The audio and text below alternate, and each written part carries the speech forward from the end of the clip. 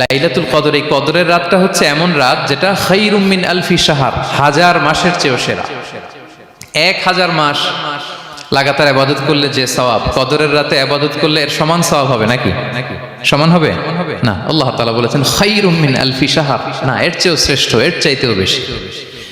1000 মাসে, অর্থাৎ 1000 মাসে হয় 83 বছর 4 মাস। তো কদরের রাতে যদি আমরা ইবাদত করি তাহলে 83 বছর 4 মাস ইবাদত করলে যে সওয়াব, সে সওয়াব আল্লাহ তাআলা আমাদের আমলনামায় নসিব করবেন। তো আমরা যেন এই কদরের রহমত বরকত থেকে যেন আমরা বঞ্চিত না হই।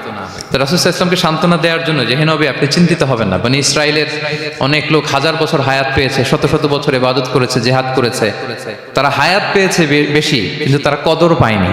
আর আপনার উম্মতকে আমি হায়াত দিয়েছি কম কিন্তু তাদেরকে কদর দিয়েছি। সুবহানাল্লাহ বিহামদি, লাইলাতুল কদর দিয়েছি, যে কদরের রাত 1000 মাসের চেয়েও সেরা। তো এই কদরের রাতকে আবার লাইলাতুল মুবারাকাও বলা হয়েছে। ইন্না আনসালনাহু ফি লাইলাতিন মুবারাকা, এটা বরকতময় রাত। ফিহা ইউফরাকু